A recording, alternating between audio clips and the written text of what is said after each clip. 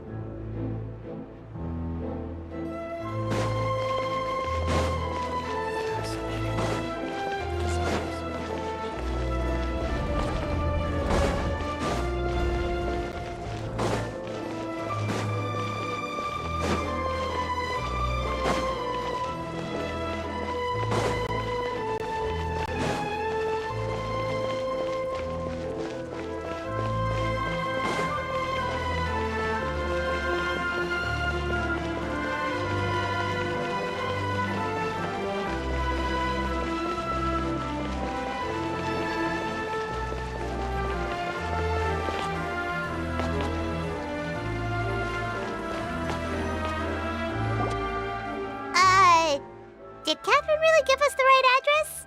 She lives here? Not that there's anything wrong with this place, it's just, a bit of a step down from the Palais Marmonia. You know, it's common courtesy to make sure the homeowner isn't in earshot when you're denigrating their abode. Ah! Okay, when did Popping on a Thin Air become all the rage? First Catherine and now you? I was just out on a shopping trip. I ran out of macaroni, so I went to grab a few more bags. I used to have a much wider range of choices when it came to food, but now I'm finding that simple, traditional home cooking can be quite delicious too. Not at all. As long as you have different kinds of sauces in, you can have macaroni and tomato sauce one week, macaroni and bolognese the next. Oh, sounds like you're really struggling to cope. How rude! Questioning my cooking skills. The audacity! It's not like I have a very eventful life these days. Actually, I barely leave the house. So I don't see how it's unusual that my meals are a little simpler now too. Besides, I'm sure I could master dishes like la lettre focilor or blubber profiteroles in no time, if I felt so inclined. Ah, there it is. You don't know how to cook. Not yet, maybe, but... Anyway, what are you even doing here? I do hope you didn't come here just to ogle at my fall from grace. Let me first be clear that I'm not taking guests at this time. So if you're just here to clown around, then please be on your way. Shoo! Sorry! We're sorry! Please don't be mad! Yeah, exactly! What the Traveler said! Paimon wasn't trying to make fun of you. Hang on a sec, you weren't exactly holding back either. My help? Well, maybe you're forgetting that I'm no longer the mighty Hydro Archon. I don't even have a vision, you know. Don't worry, it's nothing that serious. It's just very specific, and you're the one with the power to help. Oh? Well, if that's the case, then fine. I'll spare you the lecture about your attitude just now. So tell me, what specifically makes this matter so specific? Ah, I see. I knew you couldn't have come all this way just to amuse yourselves at my expense. After all, I was once the brightest star in all of Fontaine, well-versed in all the various performing arts. A mere musical is well within my capabilities, but given the present circumstances, I'm afraid I must regretfully decline your casting request. How come? It sounds like this would be a breeze for you. True, but I have made a decision to retire from the stage. Although I am no longer required to play the role of the Hydro Archon, The time I spent inhabiting that character has left an indelible mark on me. Centuries of pretending to be a different person changes you completely. I'm not the same person I once was. Of course, that can't be undone now.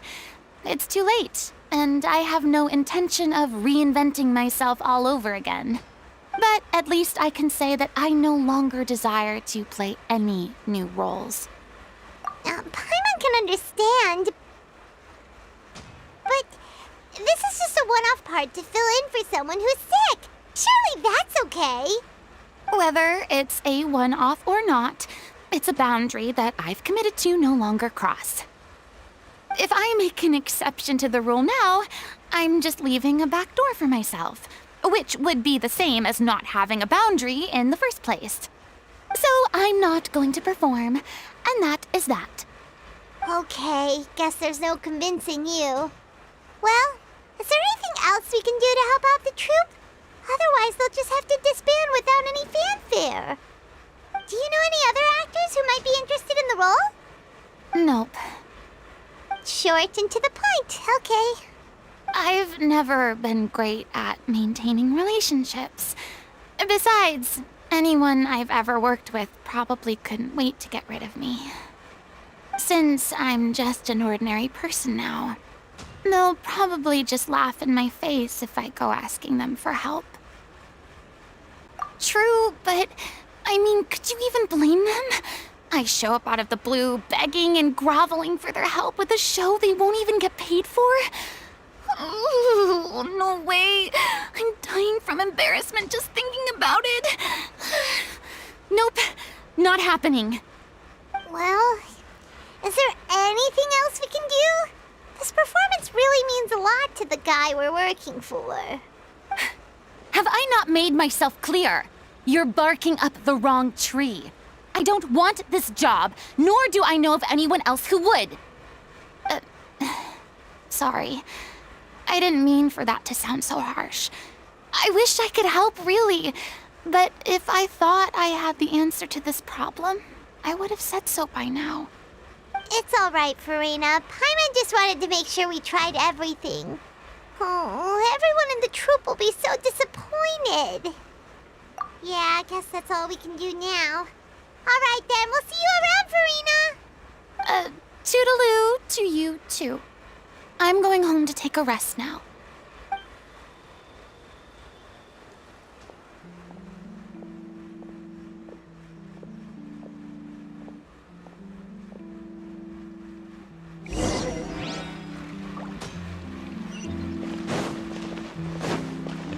It's too bad, but we have to respect Farina's decision.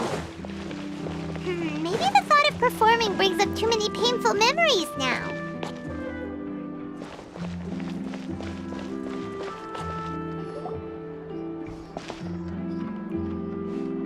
Huh? What's going on? Are they arguing? That's besides the point. I'll ask you again. Why did you start looking for a replacement without my consent? When did I tell you I'm going to take a step back? You didn't need to say it. We've known each other for how long now? We know the signs. But you never tell us about your illness, even when it's clearly flaring up. And that gives you the right to make a decision on my behalf? Shortly after you left, the troupe's lead actress came to the Adventurers Guild. She believes that she's healthy enough to perform. Excuse me, but can you both take a moment to discuss something else for now? The adventurer assigned to your commission has returned. Sorry, I was just dealing with a little misunderstanding. So, how did your conversation with Farina go? Sadly, it's a no from her. We tried to persuade her, but she wasn't having it. She doesn't want to play the role for personal reasons. I see. Well, circumstances have changed a little, so maybe that's not such bad news after all.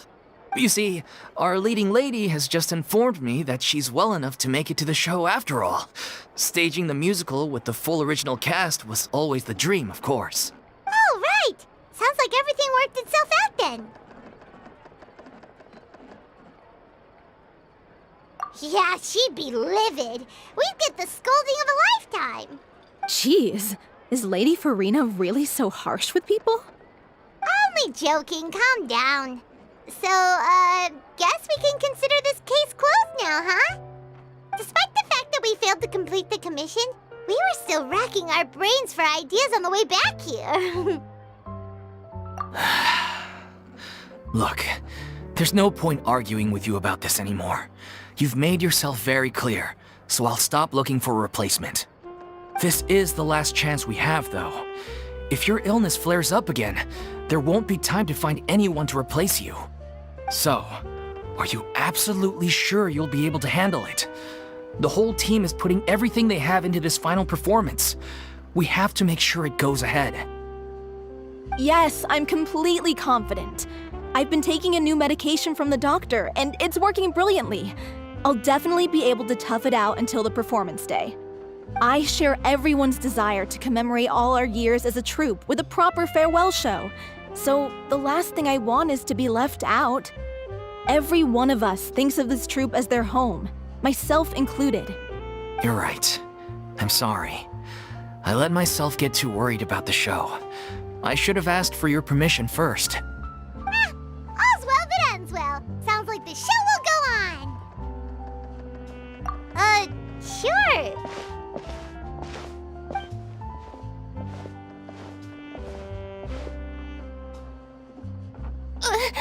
Hey, how did you...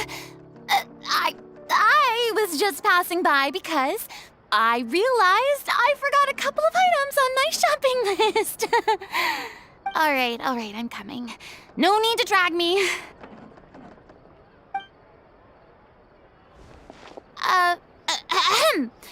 Hello, one and all. I couldn't help but overhear your conversation just now. Farina? Didn't you say you were gonna take a rest at home? What are you doing here? I was just ever so slightly concerned about the situation you mentioned. Yes, a teensy bit concerned, that's all. When you came to talk with me earlier, I jumped right to explaining my position and said some strongly worded things. And all before I even had a full grasp of the situation.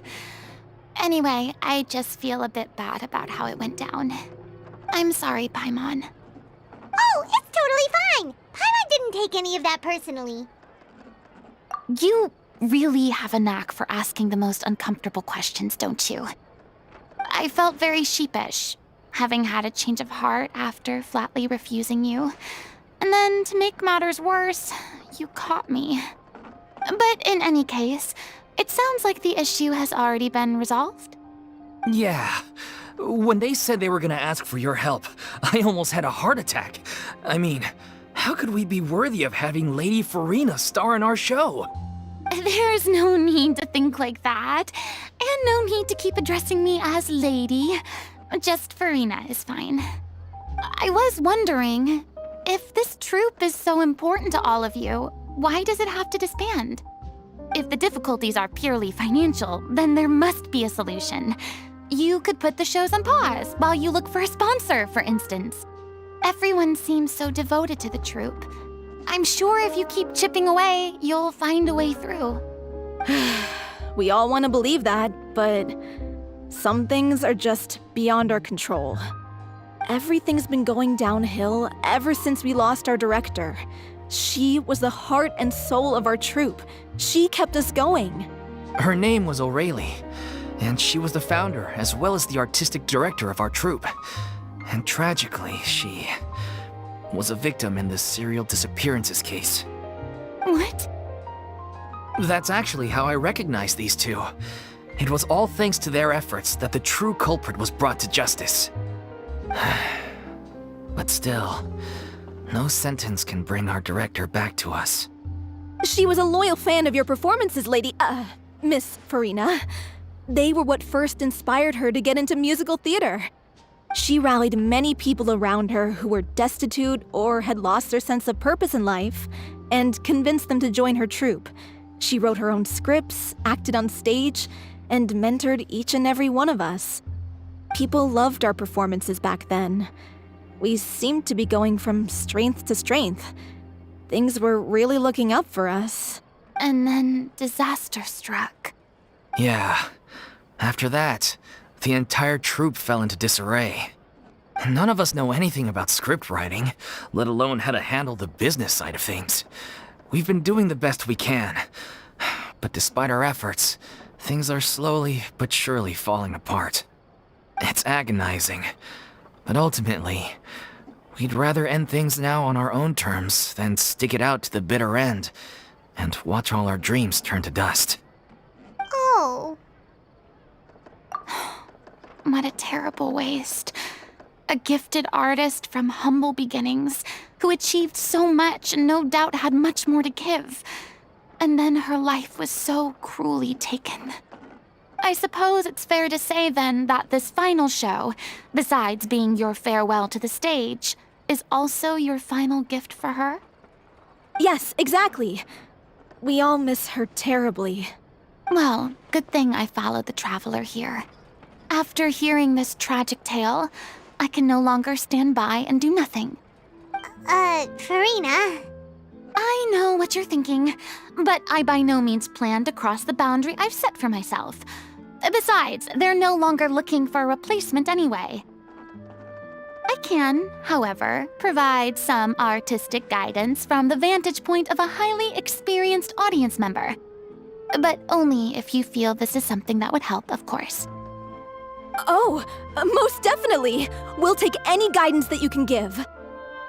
We unfortunately don't have any budget for a consultant, though. Will that be a problem? I don't need any compensation. All I'd ask in return, if you're willing, is that you tell me some more about the life and work of your late director. Something I've begun to realize since my departure from the Opera Epiclese is that there's a lot you don't see when you observe everything from on high. The law only judges criminal behavior and does not weigh human emotion. The court's verdict can settle the question of criminal liability, but what about all the unresolved emotions of the parties involved? What happens to them? An interesting answer.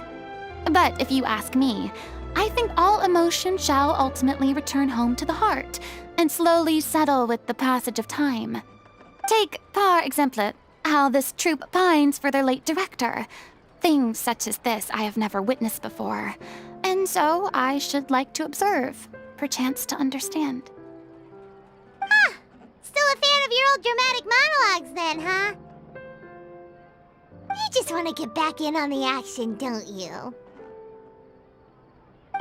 No. This is a completely different situation. Pearls before swine.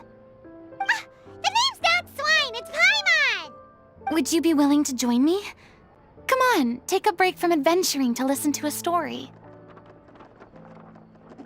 Thank you all so much. Our director was a huge fan of Miss Farina's performances, as of course we all are. All right, follow me. We'll go to our usual practice space. Please excuse the size. It's a little on the smaller side.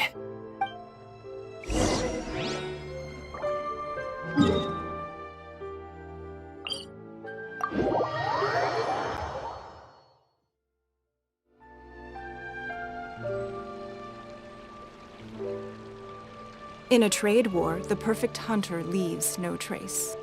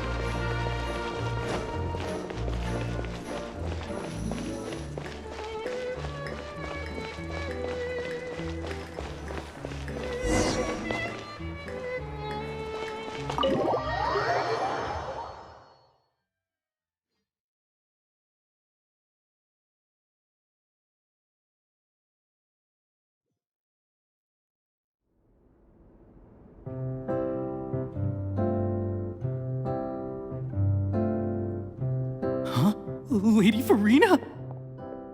What's Lady Farina doing here? Hello all. Allow me to explain. As of today, Miss Farina will be supporting our production of The Little Oceanid in the role of artistic consultant. These two over here are the ones that made it possible. They kindly reached out to Miss Farina on our behalf. I'm sure they need no introduction. You bet! That was the trial of the century! You helped bring our director's murderer to justice. We can't thank you enough. Oh, please don't mention it. We're just here to join in on the fun. So, you were saying The Little Oceanid? Yeah, that's the name of our final show. It's an unfinished script left behind by our director. One of our greatest regrets is that she never got to complete it. So, if we can bring it to the stage and make it a successful show, we can all take some solace in that.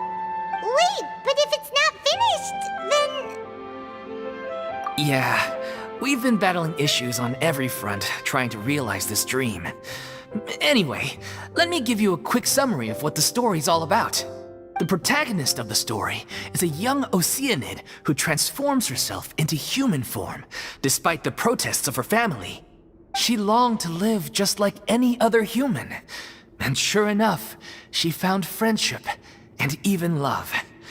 Everything seemed perfect. But one day, her true identity was exposed, and her world came crashing down around her. So far, so good. A classic tale. What happened after that? That's one of the issues we've been trying to deal with. Unfortunately, this was as far as the director got with her script. We need a proper ending so we can bring this musical to the stage. But people have different opinions on which direction to take it in. We still haven't decided between a happy ending or a true-to-life tragedy. By true to life, you mean the director's sudden disappearance? Yeah, like they say, truth is stranger than fiction. But then there's the question of whether we really want to use the stage to pass our raw pain onto the audience. Exactly.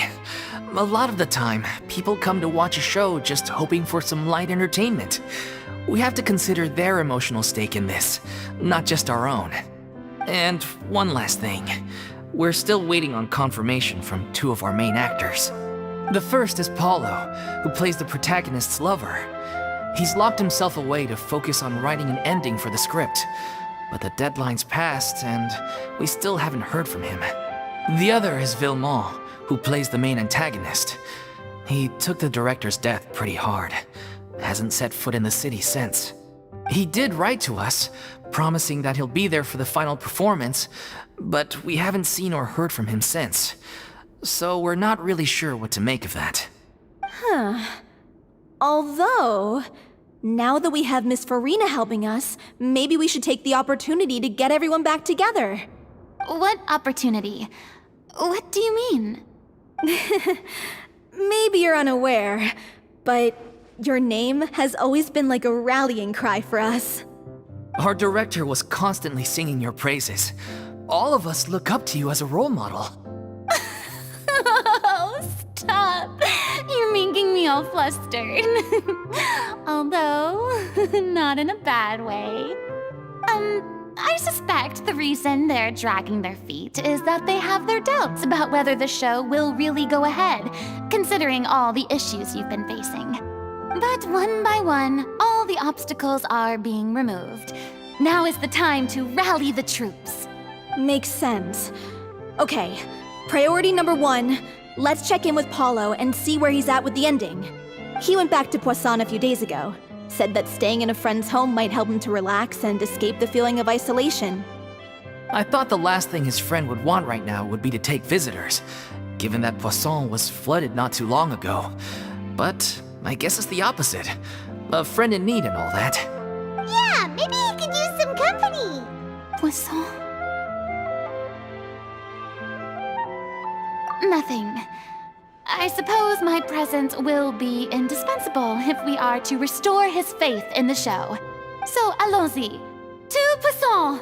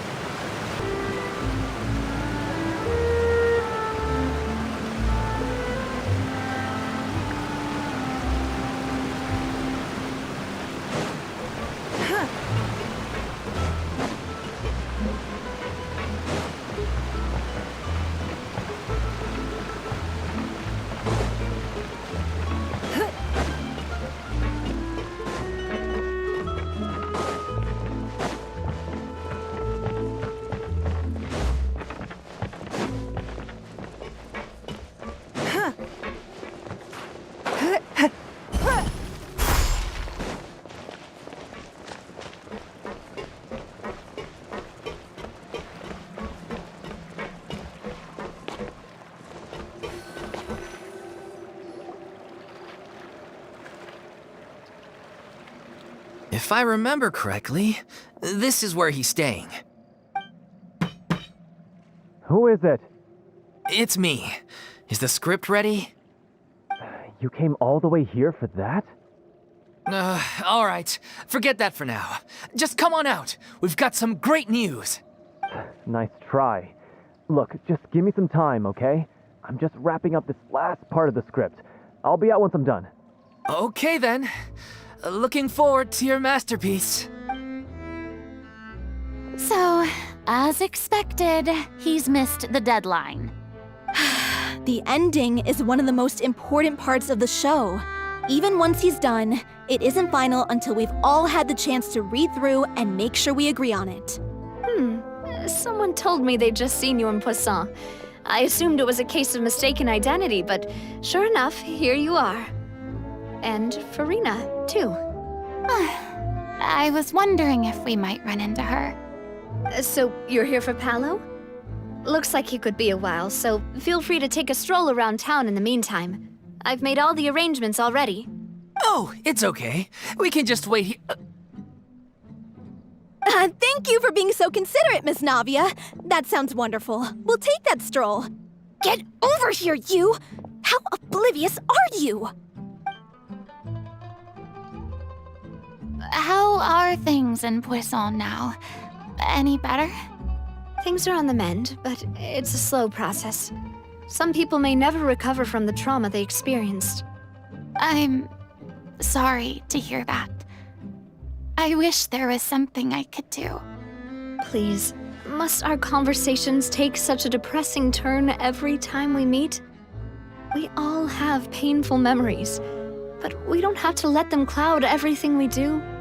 And if you're trying to make a new start, perhaps it's best if you don't bring up the past all the time. Thank you for your words of comfort. You make a very good point. But for now, at least, I think I should stay with the way I'm feeling for a while longer. It's okay. These things take time. Moving on from a painful experience is easier said than done. Which brings me to why I'm here. I thought you should probably know that not everyone here is ready to forgive and forget after the Hydro Archon's inaction in the face of catastrophe. To avoid upsetting the peace, I told the townspeople that everyone here is a member of the theater troupe, and that you are just an actress playing the role of Farina.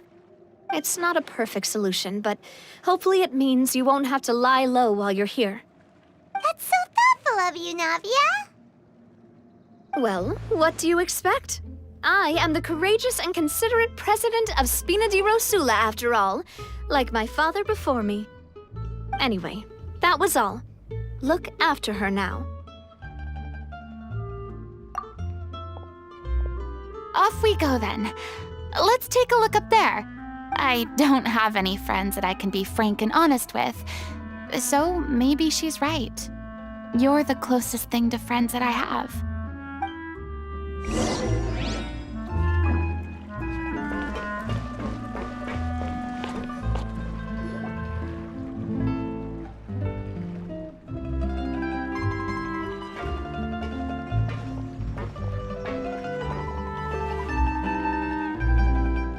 I'm so grateful that Miss Nafia was so understanding.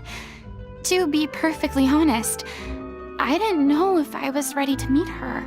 It's always easiest to just run away from your problems. But that never fixes anything.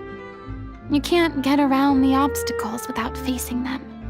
So that's why you were nervous when they brought up Poisson. Yeah.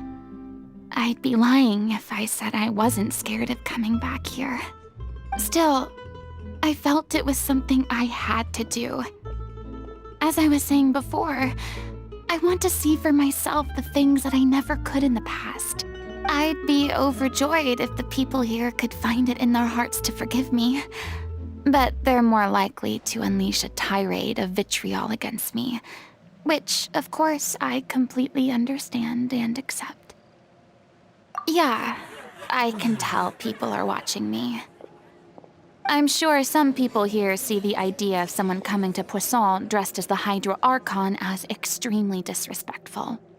I used to be terrified of the gaze of other people, especially when they had suspicion or resentment in their eyes.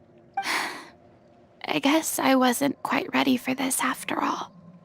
I'm surprised you're making yourself go through all of this. I can't let myself see only the things I want to see. How would that make me any different from before? Look! There seems to be a crowd gathering over there. Probably time we made a move. How about we check out Spina di Rasula's ship? We should have a view of the whole of Poisson from there.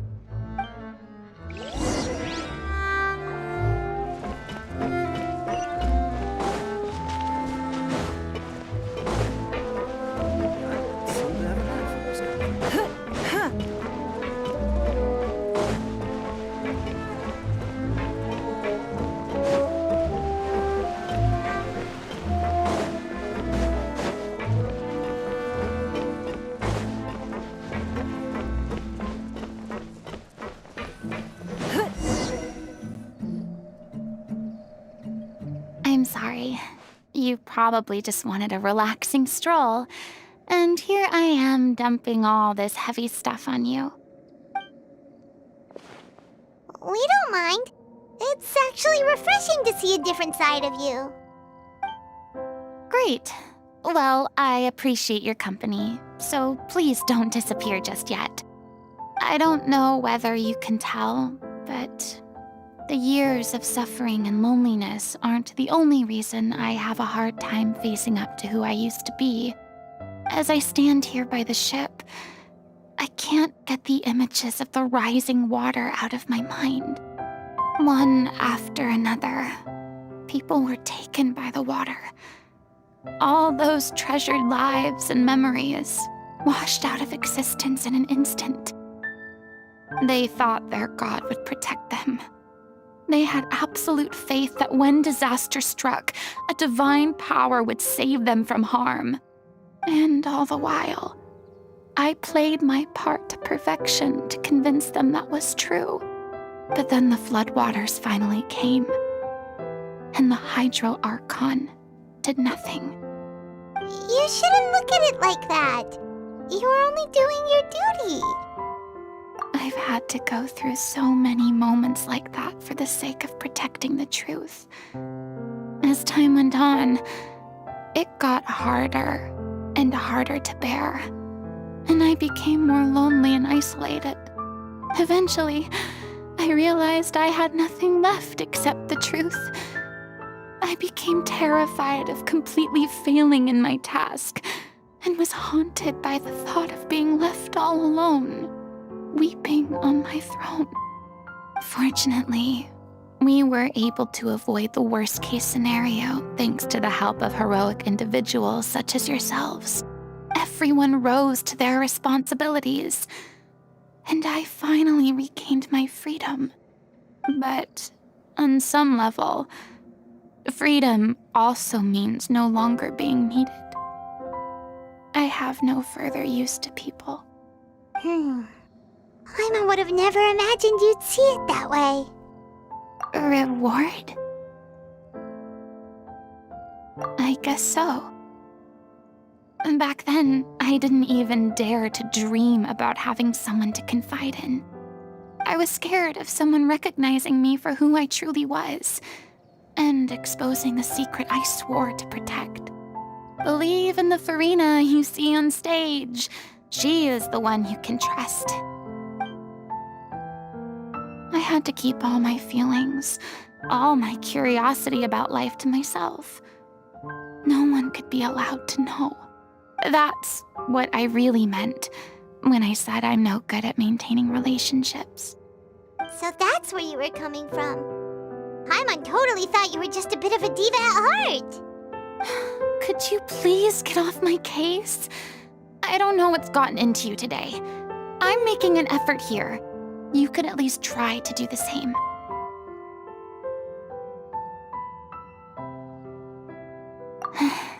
I do.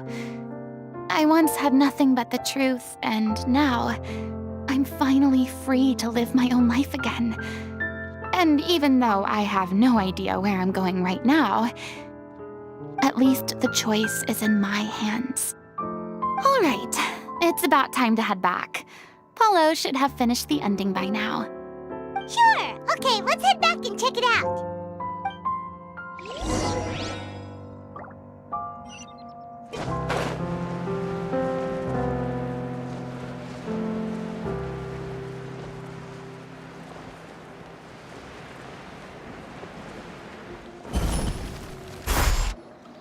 Didn't you say you needed to watch what you eat? You're supposed to be cutting down on fried foods, not wolfing down copious quantities of fish and chips, you know? Come on.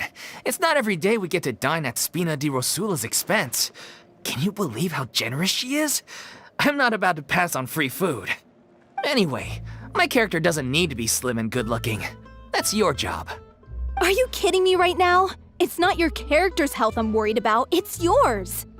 I've spent my whole life battling the effects of ill health, and it kills me to watch you willingly ruin yours by filling yourself up with junk all the time. Oh no, looks like they're arguing again. We're back! Could you maybe put your differences aside for a moment? Ah, you're back. We've been enjoying Spina di Rosula's VIP treatment in your stead. Paulo's nearly done. We shouldn't have to wait too much longer. Great! So you were discussing your characters, right? We heard she's playing the Oceanid who turns into a human girl. What about you? Me? I'm an Oceanid too. He was originally supposed to take the form of a crane, but he outgrew that role. Well, the costume at least. So now he's playing the boar instead.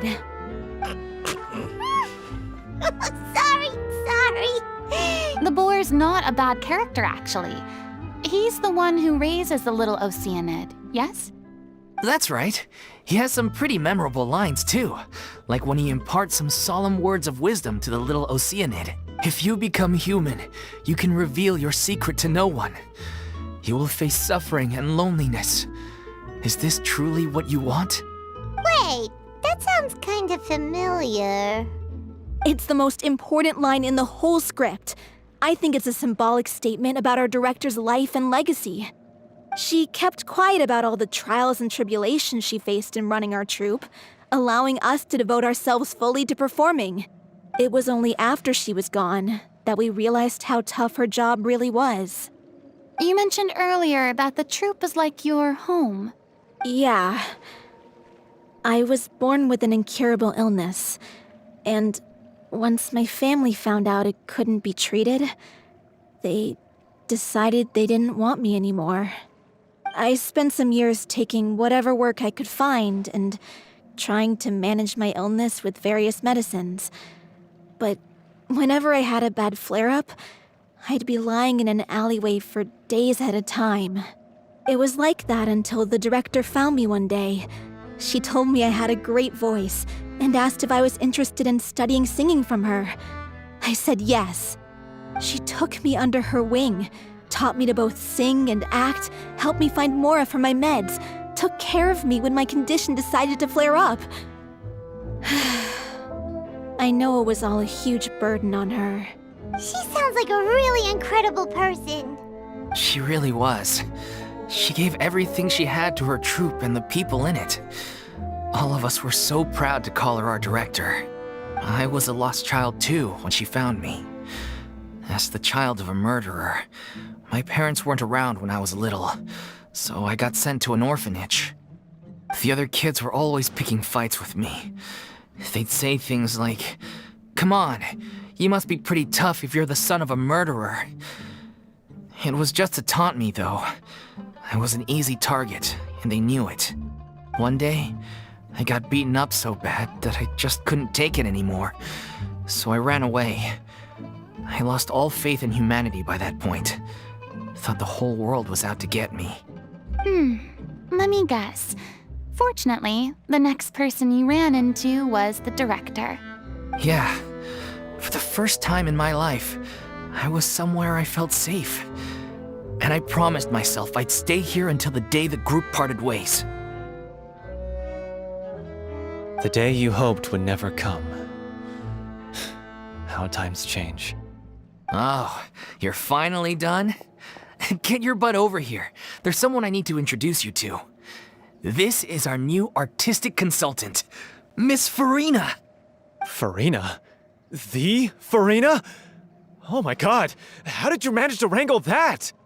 Please, the honor is all mine. I was profoundly moved to hear about your troupe and your wonderful director. I just wanted to do something to help. Same here. Even so, this is just... Oh, wow. I'm sorry. I'll try to calm down. Now, where was I? Ah, yes, the script, of course. Let me give you a rundown of how the story unfolds in my version of the script. I'm sure you're already familiar with the beginning of the story. A little Oceanid decides she wants to become a human, against the wishes of her family. She finds love and friendship in the bustling city. But then, disaster strikes. The people start to notice that all the fresh water in the surrounding area is slowly disappearing. The soil is becoming arid, plants and flowers are withering, and the people begin to panic. The little Oceanid, Cleo, and her lover decide to do something about it and investigate the truth of the matter together. In the end, they discover that all the waste and pollution created by humans over the years has caused the fresh water to flee the land, as if driven by a consciousness of its own. Consciousness? You mean the water is sentient? Water as a conscious entity. There's actually quite a few stories that explore this theme. Since the little Oceanid is a water spirit, she immediately understands how the water is feeling. She then tells her lover about her true identity, as well as the truth behind the crisis. Her lover accepts her for who she is, and works with her to find a way to bring the water back. However, unbeknownst to them, there were some people eavesdropping when she revealed her secret. The little Oceanid is accused of being directly responsible for driving the water away, and faces the greatest dilemma of her life. And then? In the end, she makes the brave decision to sacrifice herself to save her lover, and the rest of humanity. Huh? But didn't they all treat Cleo like a villain? Why would she want to save them after that? Well, she mainly wanted to save her lover, plus everyone who'd stood up for her. Through her love for her human partner, she was able to find an even greater love, one that extended to all of humanity. Surely the biggest strength of Cleo's character. There's actually something else that bothers me. You know the protagonist is supposed to represent the director, right? And she never had the chance to become a hero in our world. If we're serious about dedicating this show to her memory, we should make the ending as true to life as possible. What about if the little Oceanid is hounded to death by people who hate her, her lover makes sure her secret never gets out, and humanity continues down the path to extinction? That sounds like too cruel of an ending to me, and perhaps a little irresponsible to present to the audience. That ending would be a perfect mirror to Director Aureli's death, both arbitrary and meaningless. On the day when she went missing, Director Aureli had instructed us all, somewhat out of the blue, to leave the court of Fontaine and wait for her outside the city. We waited and waited at the rendezvous point, but she never came. By the time we returned to the city, she disappeared without a trace. We looked for her. The Gardamex looked for her, but she was nowhere to be found. Increasingly, all the signs seemed to point to her being the latest victim in the serial disappearances case. The director was the kindest soul in the world, yet she was senselessly sacrificed for the sake of a so-called experiment by someone who had nothing to do with her at all. But doesn't the way she suddenly told you to leave the city suggest that maybe she had some sense of what was about to happen? It almost seems as if she was moving you to safety. I've been trying to follow up on that ever since, but all my efforts so far have turned up nothing. Villemont might know something, but he won't open up to me. Villemont? The one who's playing the role of the villain? Yeah. He's been overwhelmed by grief. I think the director's death hit him hardest of all. Grief? Guilt, more like. Also, have a hard time imagining that anyone took it harder than me. Because, well, speaking of the play being true to life, I was deeply, madly in love with O'Reilly. What? You kept that one quiet. It's time to be upfront with you all. No more keeping secrets from each other. We'll never be able to agree on the ending if we can't be honest about how we feel. I did tell her how I felt once, but she turned me down pretty much straight away. She said that we were all like brothers and sisters to her, and she'd never considered us as potential romantic partners. Not that it came as a shock or anything. It was what I was expecting to hear. So I told her I'd always be there for the troupe, and I'd always be there for her. I said, maybe one day in the future, when everyone's settled into their own lives and on the up and up, and managing the troupe no longer required her constant attention, well, maybe then she could reconsider what she really wanted in her life. And now, that day will never come. Oh, Paulo. So if I'm the one writing this ending, then I'm gonna make sure it does right by O'Reilly. I won't let anyone get in the way of that. In that case, you have to straighten things out with Vilmont once and for all, face to face. We've all had our differences of opinion over the ending, but those two have never seen eye to eye on anything. One of them has to compromise if we're ever going to reach a final decision.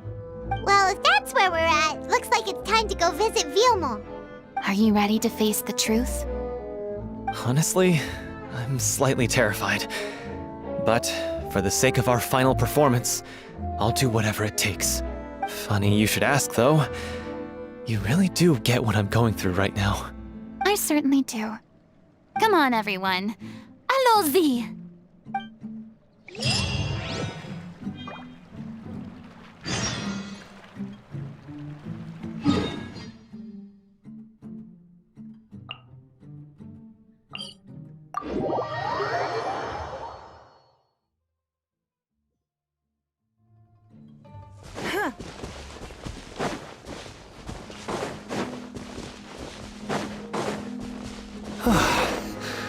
This is tough going.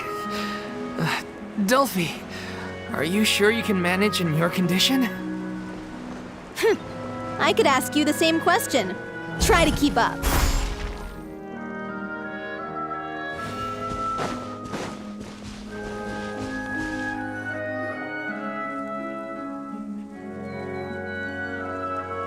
Ugh, as if this journey wasn't tough enough already without a roadblock. Don't worry. We should all be fine with the traveler here. We don't need to take a detour.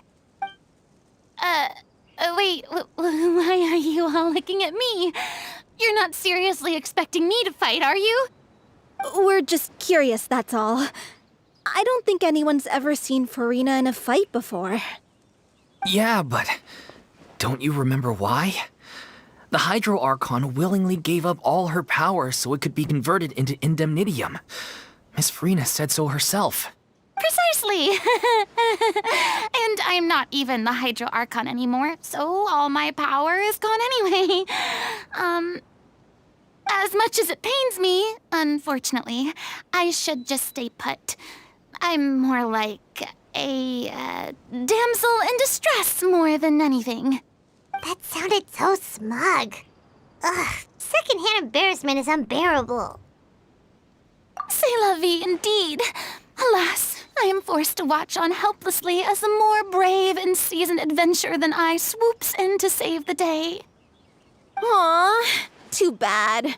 I was so pumped to feast my eyes on fight mode Farina.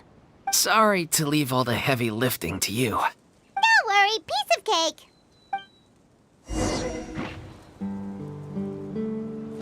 Don't waste my time.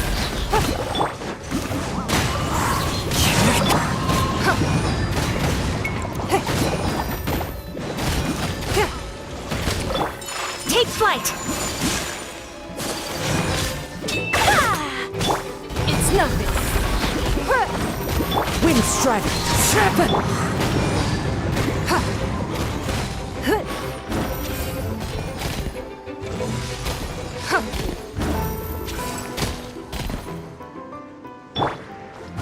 into the wind.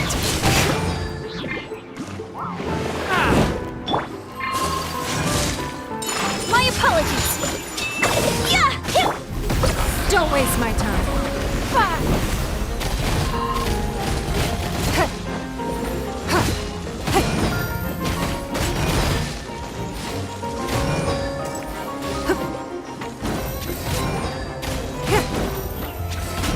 It's nothing.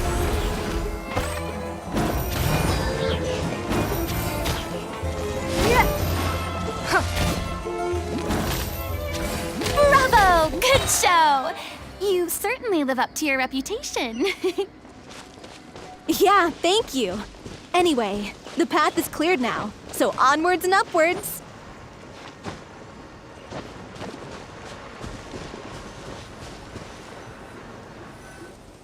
Vilma, are you there? Huh? Oh, it's you guys. Wait, what's Lady Farina doing here? I can explain. We've been rounding up the whole troop. We now have everyone except you.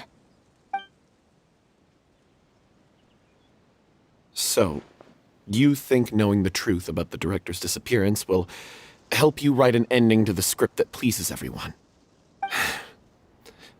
I care just as much as everyone else about making the Little Oceanid a success. That's why I wanted to wait until after the show. If I open this can of worms now, I just don't want to make things difficult between us. We're supposed to be a unit when we're on stage. Viamant, avoiding the truth will not help anyone. Unless you mean to suggest that Aurelie's death had something to do with you. I don't want to talk about it. Listen, Viamant. I used to think that my love for Aurelie was a point of shame. I never brought it up to anyone. But now, I've made up my mind to put it all on the table. I'm prepared to face everything, to sacrifice everything for the sake of the show.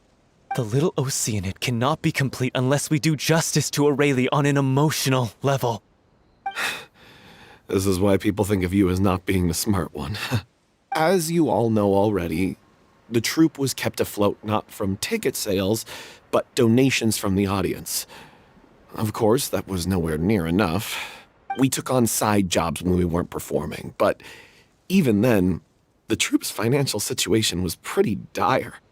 So, anyway, one day after a show, a merchant came to me and offered us a huge sponsorship. In return, we just had to provide the audience with their drinks during performances. It seemed like a win-win, so I said yes to it on the spot without consulting the director. It was only when the merchant came to deliver the goods that I realized the drink in question was synth. Isn't that the drink peddled by the culprit behind the serial disappearances case? I freaked out when I saw the boxes. And I told the director everything right away. She was completely shocked as well. But she didn't reprimand me for making the decision without consulting her. Instead, she contacted the merchant and stated that the troupe could not agree to this collaboration.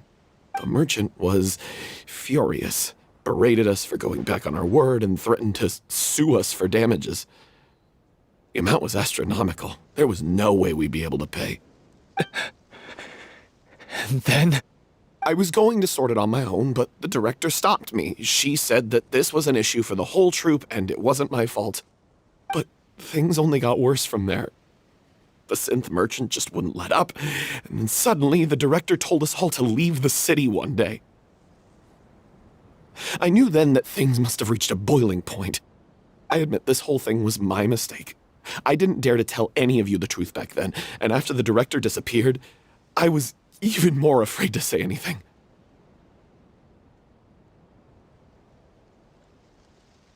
Yeah, I got Aurelie killed. There, I said it. Happy now? Hey, don't say that. You traitor! You knew Aurelie was in danger. Why in God's name didn't you tell us? What do you mean you were afraid? This was a life and death situation. We could have saved her! How could you be so stupid? Please, try not to get too worked up. Yeah, listen to him. You need to stay calm. Stay calm? How can I stay calm? This guy got Aurelie murdered! She was the love of my life! And he has the gall to try and high-road us, claiming that he kept his mouth shut for the sake of the show! How about taking some responsibility for what he's done? All I can say is I'm sorry. Truly. I wanted to apologize to everyone in the troupe, but that won't bring back the director. What good is my apology now? I'm just a coward who made an awful, terrible mistake that I can never take back. Beat me up if you want. Kill me if you prefer. It's what I deserve. End my life.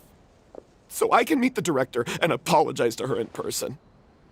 Get out of my sight! Go! Get lost! I don't ever want to see your face again! That's enough! You've screamed and shouted at each other for long enough. Now pipe down, both of you! Can you stop conflating the show on stage with your real-life relationships in the troupe? You keep saying that you want to use this final performance to pay tribute to your director and celebrate her life. How can you do that if you're just using it as an excuse to vent your own emotions? You're right. I'm sorry. On stage, the lead role is the focal point of the audience's attention. And you're all used to seeing the director as the heart of the troupe. But in her own life, her greatest desire wasn't to be the center of attention. I can tell how much she loved you all, and how much she loved the troupe. What she wanted was to build a warm home for all of her brothers and sisters. To shield you all from the storms that rage in the world outside. That's how you should remember her. And that's what you should be celebrating. I understand why you're trying to make her the hero of the story, but isn't she your hero already? After everything she did for you? Yeah. So think hard about what that means. And then think again about what you hope to achieve by arguing with each other. If you really hate each other and can't reconcile your differences, then you could just call it quits now. Why bother with the final performance if the group is already fractured? But you can't bring yourself to do that, can you? You care too much about Director Aurelie and the home she built you all to let go. What are you laughing at? I don't see what's so funny. Sorry, I didn't mean it that way. It's just that, for a moment there, it felt like our director was back with us again. If she'd seen Paulo and Vilmont at each other's throats like that, she would have scolded them exactly like you did, in that same stern voice. Really? But she sounded like such a gentle person. Of course she was. Even her harshest lectures came from a place of kindness, and it showed. She really was a truly outstanding person. What you said, it really puts everything into perspective. I'm truly sorry. I really meant for this to be a genuine apology, but I ended up making it all about me and my self-pity. It's all right. Let's save all this for after the performance. So, the ending. What are we gonna do about it? Clearly, everyone needs to take a step back for now and reflect on what really matters. When emotions are running high, things get lost in the fray. The end of the story needs to focus back on Aurelie herself. She's the true star of the show. What do you mean? The Traveler is right. You once investigated that underwater synth base and recovered items belonging to the victims. If you could find anything that Aurelie left behind, perhaps we can get a better sense of what she went through in her final days. You really think that's possible? I trust that nobody would object to the ending of the story being based on Aurelie's true feelings. No. Well, we'll leave this in your capable hands. Come, let's pay a visit to the Palais Mermonia. The rest of you, head back to the rehearsal location for now and wait for our good news.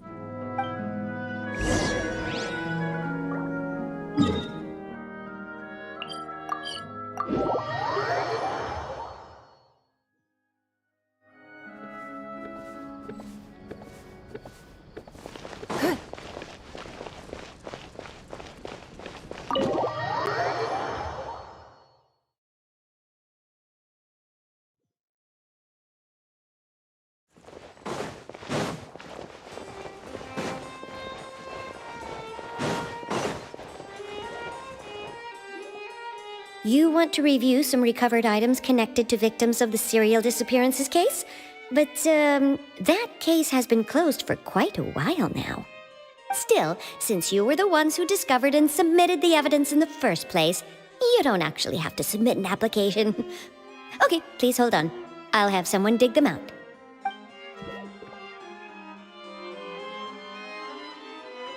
So, this is all O'Reilly left behind. Just whatever she was carrying on her person and this tattered old notebook. Hey! It's full of script lines! And sketches too! Looks like they show where the different props should be placed on stage. Let me take a look. Maybe there's something in here from after she was kidnapped. Aha! I found something. To whoever discovers this diary. Let's see. Looks like she kept a detailed record of her captor's actions. She even mentions the truth behind the experiments on dissolving young women. If we'd had the chance to examine this notebook carefully back then, it would have been a conclusive piece of evidence proving Vachey's guilt. Vachey took so many lives. It's still so unthinkable how many victims he had. I guess O'Reilly must have written all of this down in the hope that her records would one day be of use to investigators. Wait, it cuts off. Her handwriting here gets patchier and more illegible by the line. She probably didn't have much strength left. Her final words are... I'll let you read them for yourselves.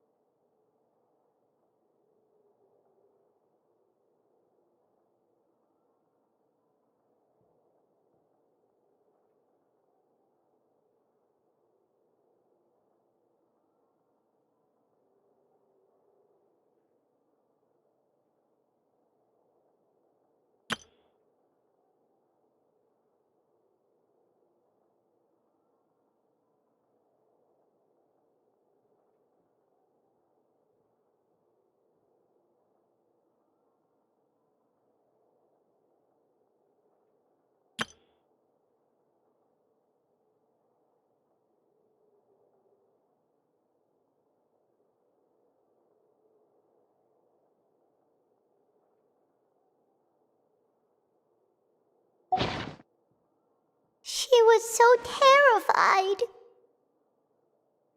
She may have been a mighty hero in the eyes of her troop, but at the end of the day, she was only human. I can't bear to think how painful and lonely her final days must have been. Wait. This part on the last page sounds strangely familiar.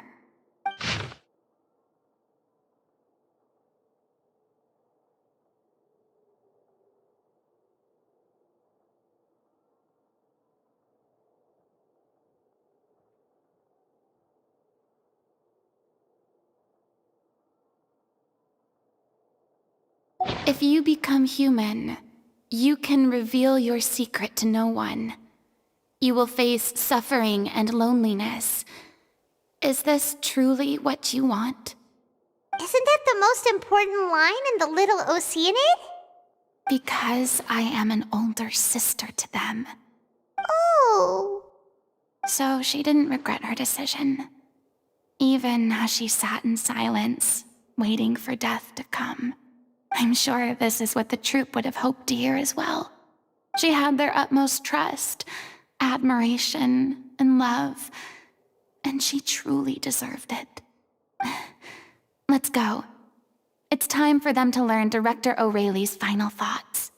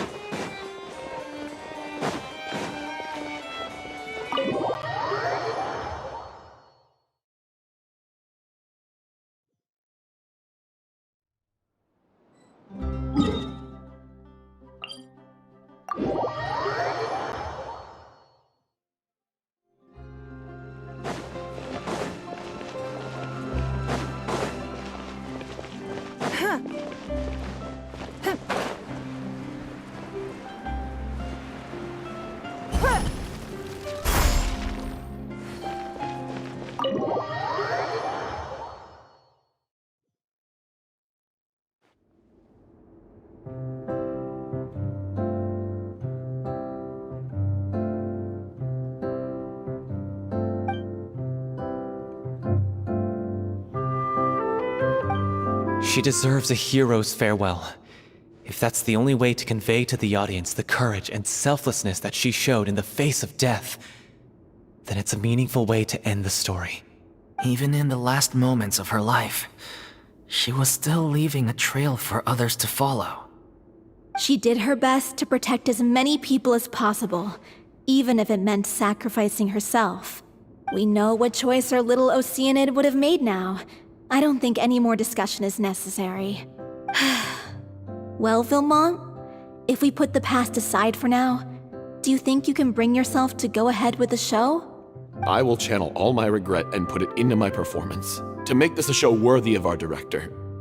I won't ask for your forgiveness, and you don't need to worry about my feelings. This final farewell show should be about Director O'Reilly and her alone. Then it seems like we've reached a consensus. I have a feeling that this will turn out to be the most mesmerizing performance of your lives. Really? How can you be so sure when you've never even seen them perform before? Don't underestimate my experience. After watching a countless number of musicals, I've learned one important thing. If you want to move the audience with your music, you must fully commit and immerse yourself in your role, pouring all your emotion into your performance. And aren't human emotions, love, hate, regret, and hope, just the most mesmerizing things in this world? I don't believe anybody could be more committed to bringing this story to life on the stage than they are now. Thank you for the vote of confidence, Miss Farina. And thank you for supporting us through all this. Then, let's not delay things any longer. We need to discuss the details of the ending and get it nailed down once and for all. Actually, before that, I'd like to make a proposal. During the curtain call, please allow me to use the director's name instead of my own. Huh? But then... After all, this role was originally meant to be played by the director. I'm just filling in for her. Besides, a role commemorating her life should be associated with her name.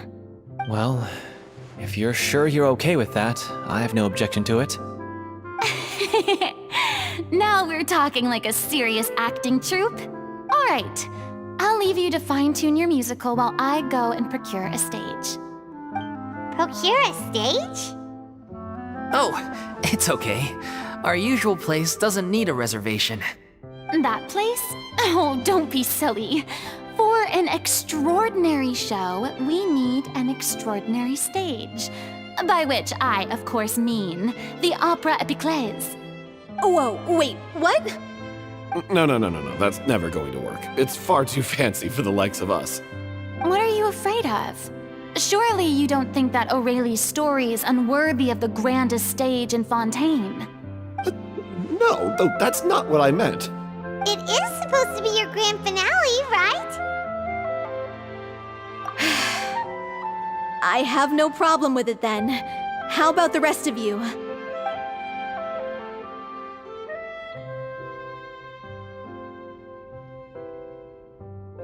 I'll take your silence as a yes. Thank you for giving us this opportunity. It really is a dream come true. Well, then don't disappoint me. If you mess this up, it'll reflect poorly on me too. Come on, we'll need to get the go-ahead from Nervilette. I know just where to find him.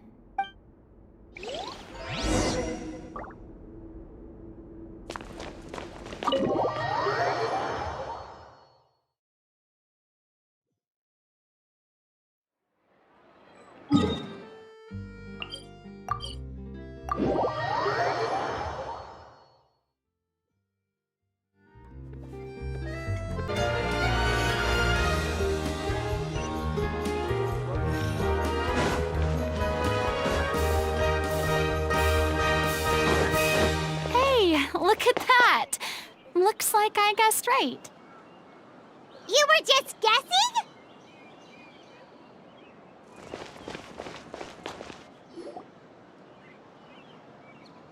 I knew you'd be here. I'm here merely for a short break. It has been a while, Miss Farina. And you too, Traveler in Paimon. What might I assist you with today? I would like to book the Opera Epiclese for an event. You see... I understand. The process for booking the Opera Epiclese is complex and can be somewhat cumbersome. But given that the request is coming from the three of you, I see no reason to make things unduly difficult. The story of the Little Oceanid is most fascinating. I'm looking forward to seeing it performed on stage. I will say, however, that I am surprised to see your passion for the performing arts rekindled after all that has happened. Huh? What do you mean? Do I look excited? Yes. And this is the first time that I've seen you like this since your departure from deityhood. At first, I just felt bad about rejecting them. So I wanted to learn a little bit more about their situation. But one thing led to another, and... well, here we are. In the past, we sat in our high chairs in the court, giving our opinions on isolated cases, all while knowing very little about the human stories behind each and every one. Maybe it's because I finally become an ordinary person and gained my freedom, but I've developed a great sense of curiosity about their lives. I am truly delighted to see you find a new lease on life. Now that you've regained some confidence, have you had any thoughts regarding a return to the stage? Why would you suddenly ask a question like that? Well, if the Little Oceanid turns out to be a great success, it will no doubt become a classic. Many theater companies are certain to add it to their repertoire. The experiences and decisions of the protagonist Cleo are all modeled after your own. Naturally, this makes you eminently suited to playing the leading role. It would truly be a shame if you did not take this opportunity to allow audiences to enjoy your outstanding acting talents once more. Haven't I already made myself clear? I won't act or perform in any role ever again. No exceptions. Nor do I think it is any great shame. There is no lack of fine actors or inspirational stories, either on or off the stage. This experience is a case in point. I feel like I've learned a lot, and it has already been well worth the price of admission. I must admit, though, I'm a little envious. They're quite fortunate to be able to bid farewell to their past in such a magnificent manner. I see. Well, I'm glad to learn that you have found a role to play that you enjoy, be it on the stage or not. I sincerely hope the show will serve as the grandest of finales. I will have my staff book the date and mail the relevant paperwork to the troupe once the details are confirmed. Thanks, Nervilette. You are very welcome.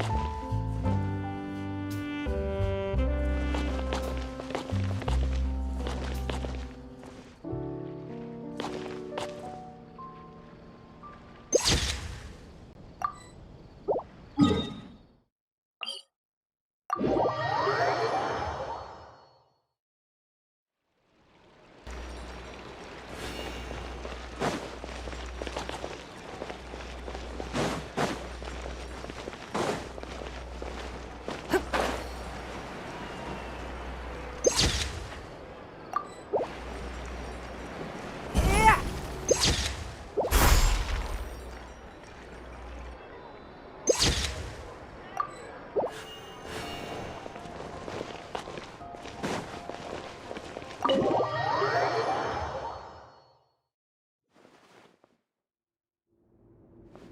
news, everyone. It's done. The Opera Epiclese is booked. Thanks to my eloquent and impassioned speech, Monsieur Neuvillette was moved to provide us with a fitting stage for this special performance. We've had to fight every step of the way for this opportunity, but we now have all of the ingredients necessary to stage a truly spectacular performance. A touching story, a magnificent venue, and last but not least, a passionate and dedicated cast. Now, let's work together and make this show the best it can be. This is truly wonderful. The sooner we can finalize the ending, the more time we'll have to rehearse. Fiamma and I just went over some parts of the script and tweaked a few things. I think it's really going to resonate with the audience now. Wow, you two had a constructive conversation? That's great! Communication is vital to any good performance. Look at us! We've come so far. I never could have pictured this scene a few days ago. It's amazing! Even though Farina's still being a bit of a drama queen about it all, she's really fired everyone up!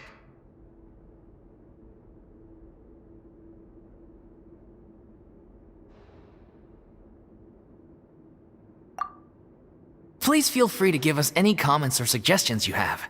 We really value your input. Hey, Loic, get over here. Time to practice the opening number.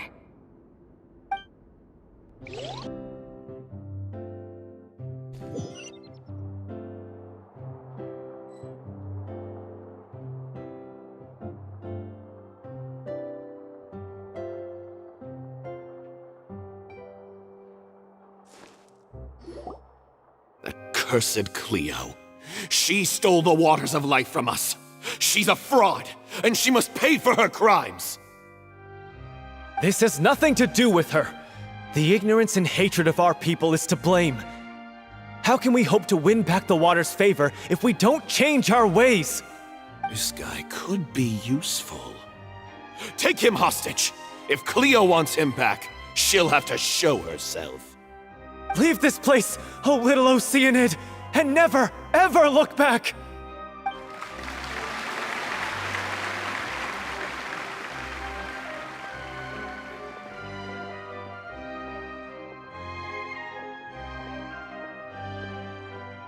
Everyone's really throwing themselves into their roles. I haven't seen such a fine performance in a long time. If only... What should we do? It's almost time for her to take the stage! Why? Why does it have to be now? Hey, what's going on? You're due on stage any second now. Oh no, not again. But why? What about your new meds? Did they stop working? They've been getting less and less effective over time. I've had to keep increasing my dose. What? I thought they cure it. So they were only managing your symptoms? I figured whatever it took to get me through this final performance. How could you do this to yourself? And after that lecture you gave me about not looking after my health. I'm sorry. I've let everyone down. You... This is a conversation for another time. How can the show go on without its star performer? Miss Farina, I'd like to make a request of you. Say no more. If you're sick, you need to rest. I know what you're going to ask. Loic, your character has no more scenes, correct? Oh, yeah. I think my scenes are all done. Although, I do have one more line. But I guess another guy in the troupe with a similar voice register could take it. Why? Please take Delphi back to her place to rest. I'll sing the finale. From the sublime to the ridiculous. After all that, everything's come full circle. Thank you, Miss Farina. I'm so sorry to put you in this position after everything you said. Never mind. What's done is done. It's really my own fault for getting in too deep. No one likes regrets, myself included. Leave it to me. I've watched you rehearse so many times that I've learned Cleo's part by heart. I do not doubt your acting skills, but please allow me to ask just one more question. After all, this show is dedicated to the life and legacy of our director. What, in your opinion, is the reason Cleo shines so brightly? It's her pure heart. Despite all the pain and loneliness she had to endure, she never once stopped believing in the beauty in this world. Well said. I leave Director O'Reilly in your hands.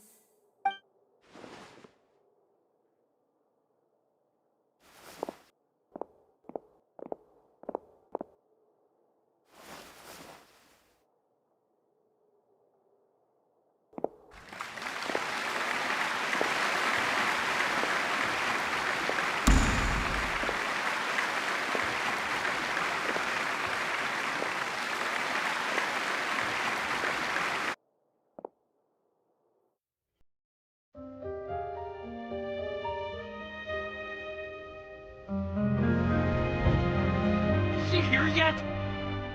Let's get here! She's not coming! You're wrong. She's here.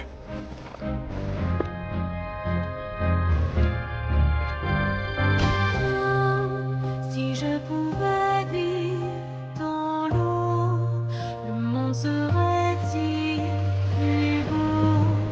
Me pardonneras-tu, ô chère mère? L'eau dans son courant fait danser nos vies, et la cité est nourrie, ainsi que toi, mon doux amour. But what about your wish? My wish.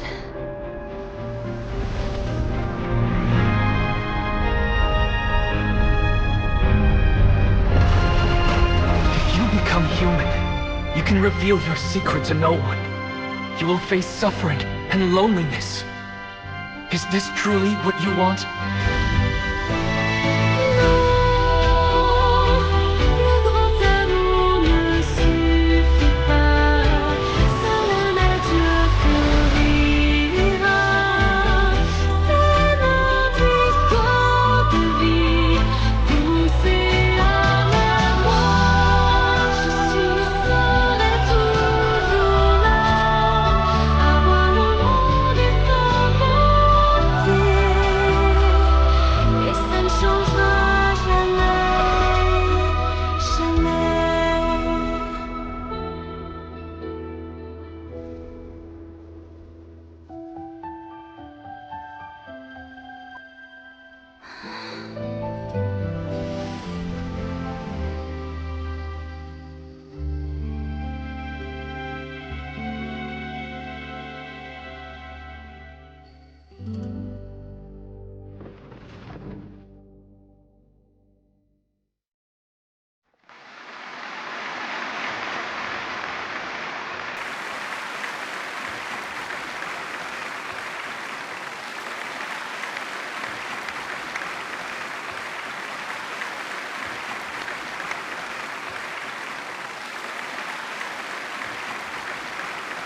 Is it just me?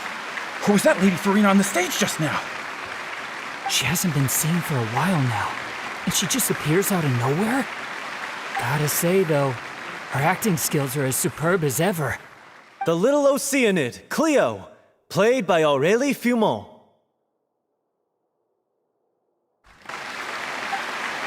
Wait, that's not her name. What's going on? I don't know, maybe it's just a doppelganger. I've spent a lot of time out of the spotlight, and they didn't use my name during the curtain call either. Hopefully, not too many people recognized me.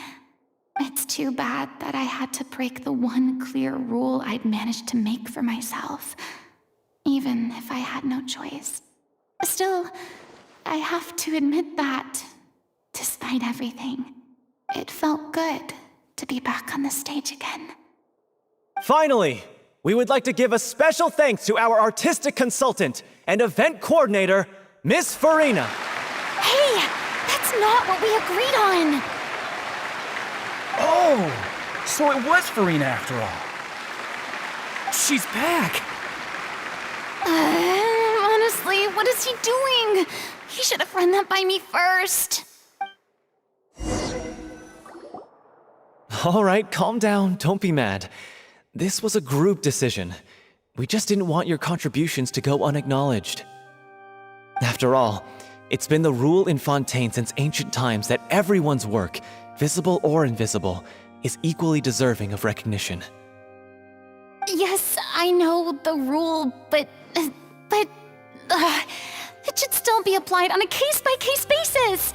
I wasn't ready for this yet. It's no big deal. What's the worst that could happen? Oh, yeah? Well, since you think it's so easy, you can sign them for me. This is a great chat and all, but can we talk about that crazy thing that happened during the show? It nearly gave Paimon a heart attack.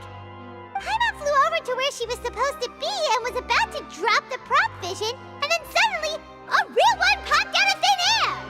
Oh, that. I've got no idea what happened there either.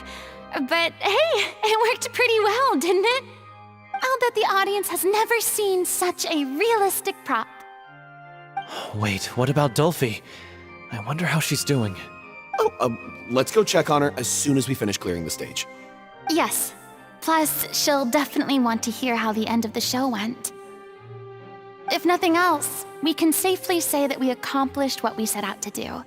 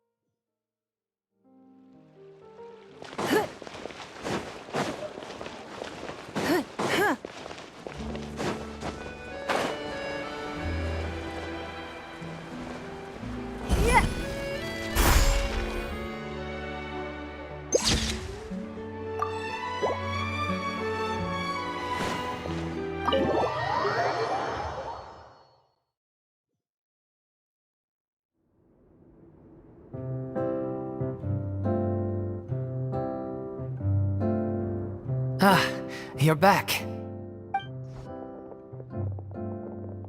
She's doing okay. Her condition stabilized after taking some of her original medication. From experience, though, I'd say she still needs a few more days of rest. How did the performance go? Was it a success? Did the audience like it? You'll be glad to know it was fantastic! Also, you're not gonna believe what happened while Farina was on the stage. You'll probably be able to read all about it in the Steambird first thing tomorrow morning. That's wonderful. I'm so sorry I failed to see it through to the end. I guess I was wrong to try and tough it out to begin with. Don't worry about it. Like they told me after announcing my name during the curtain call, everyone's work deserves recognition. Even though you couldn't see it through to the final scene, the audience was very impressed by your performance. It's safe to say that you made your mark on this memorial show. Well, one way or another, we did it. I've had bad luck ever since I was born, so I never expect things to go smoothly in life. I'm just happy to know that we went out on a high note. That's all that matters. Blaming your bad luck again, are we? Maybe if you didn't push yourself past your limits so much, your illness wouldn't be flaring up all the time. Oh, don't you start. I don't have the energy to argue with you right now. Aw, you two clearly care a lot about each other. I don't know what you're talking about. You mean we never stop arguing with each other?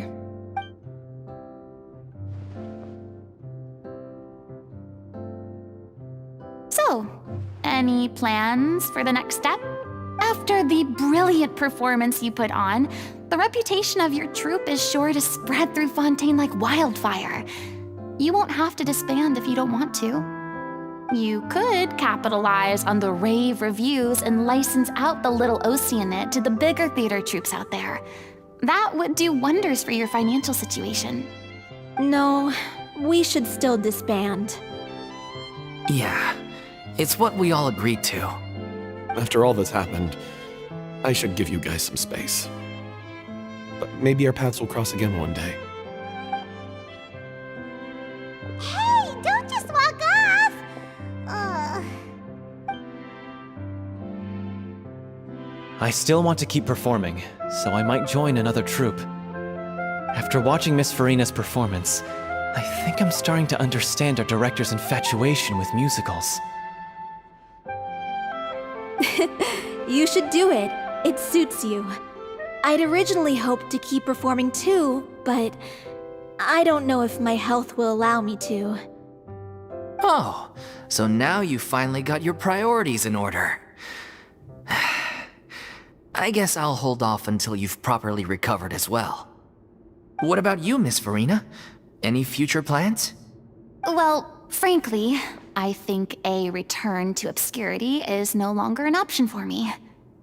I'm sure a slew of consultancy requests will hound me wherever I go, until I finally acquiesce. You rather sealed my fate there with your special thanks at the end of the show. Sorry. It's quite all right. No need to apologize. What I meant to say is that this whole experience has shown me that perhaps I'm not as averse to a return to the stage as I previously imagined. Maybe Nervilette was right. Maybe Cleo is the right role for me. I still don't wish to pretend to be someone else, but I do have a desire to express myself. So, maybe the show will go on for me after all. Yeah. There was once a time when I was an actress in a masquerade, seeking only to hide the truth. But from now on, I want to spend my time learning real stories about real people and how they touch the lives of others around them. I want to watch them blossom and wither, see them refined on the page, retold on the stage, and remembered long into the future. I'm sure this is what captivated Director O'Reilly as well. Sounds like you're ready to stop running from your true calling. The more you get out into the world, the more you'll discover what a fascinating place it is. Then it's a deal. If a vision is a gift from the gods, then I should do my best to honor it.